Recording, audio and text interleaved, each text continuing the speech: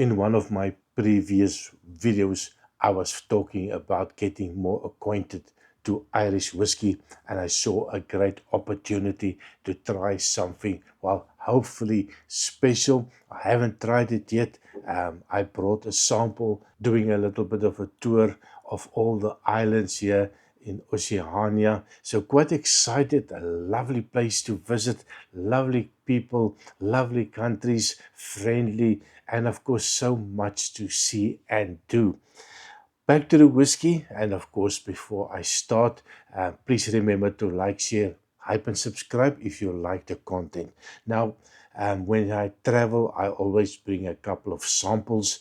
Sometimes you want something special, and with the theme of special, I brought myself a wee sample. I did bring a couple of them, not sure if I'm gonna get to all of them. What am I talking about? Well, you've seen in the thumbnail, we're talking about Jameson. Now, the entry level Jameson, for me, it is a cape for the simple reason it's available wherever I go, at any pub, any bar, doesn't matter. Ask for Jameson and they will have a bottle. Now, this 18-year-old, I did buy it some time ago, and I just didn't get around to giving it a nosing and tasting. And being on this lovely island, I thought this is a good idea. So it is 18 years old. It is bottled at 46% ABV, maturation ex bourbon cars, ex sherry cars. It is also a blended whiskey. So after all of those cars maturations, they put it in a vat, and then they get the marriage together, I think for 6 or 7 months, to get all of those different cars to get to know each other and to bring out something that is special. Well, I hope it's special. Now, I think I poured myself maybe a little bit, not enough. And well, let's talk about the 18-year-old Irish whiskey. So, on the nose, cheers. On the nose, I think I was hoping for a little bit more on the nose. Alcohol wise, I think it is a nice level. It feels a little balanced. That 18-year-old, it still feels a little bit on the youthful side for me for some reason. But I think when you use that European cars from the ex Oloroso sherry cars, sometimes they bring out a little bit of a spicy note. And that spicy note is definitely there. It's not a lot of sweetness in it. That spiciness is definitely there. A little bit of a vanilla note coming in. A little bit of a, almost like a leather note, an old leather note. I get a little bit of a dried fruit note, maybe a dried apricot. That ex Oloroso sherry cast is definitely bringing a little bit of an influence, but not that dark notes, that raisin notes, that date notes. A little bit more dewy, but dried fruit nonetheless. There's a little bit of a honey. I also get a little bit of a nutty note, a little bit of a roasted nut note. It is pleasant. It seems quite complex actually, getting all of those lovely notes out of it.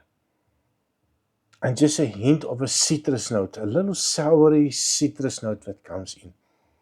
So all in all, the nose is quite pleasant. Taste-wise, of course, we have to drink it.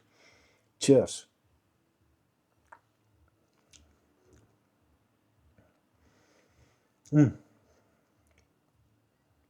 Taste-wise, it is a lot sweeter on the taste than the nose have suggested. That's a little bit of a caramel note that comes in. Reminds me a little bit of a mocha, a little bit of a iced coffee note. There's a little bit of the hint of that, not really strong, but just a hint of a little bit of a coffee. A little ice cream, coffee ice cream that comes to mind. One more try.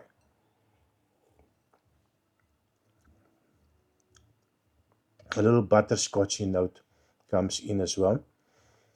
Not very complex. It just feels like those elements that I just mentioned, they are there, they are pleasant. But on the second sip, I added a little bit that European oak is making its mark. There's a little bit of a bitter notes coming through, a tannin coming through, and that is, well, that is usual for ex-European oak, that oaky spiciness that comes in. And definitely, I just want to try again just to make sure.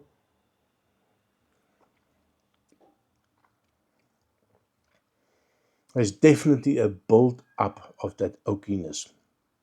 I didn't really get that much oak on the normal Jameson, that entry level Jameson. This is strong.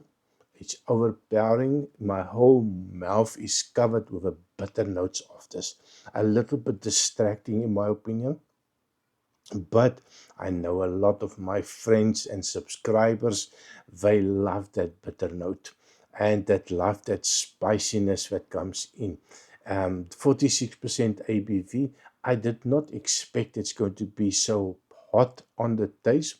That spiciness hits me, and then that aftertaste, that first initial sip is a nice up curve, and when you're hit with that spiciness, you hit with that bitter notes, and it feels a little bit distracting for me. One more try, and I'll give my final thoughts.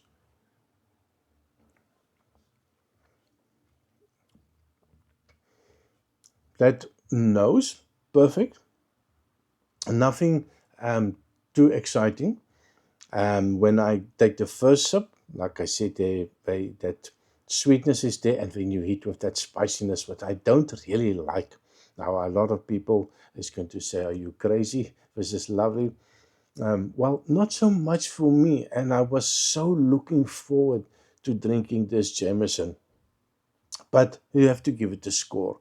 And I'm going to score it nose, and I'm going to talk about the taste, and I'm going to talk about the aftertaste, the finish. Now, the nose for me, out of, well, let's make it a last video that I made. A lot of people have asked me give scores. I did give it out of 5 my previous video, but it doesn't leave you a little bit of wiggle room. And so I think it's a better idea to talk about maybe out of 10.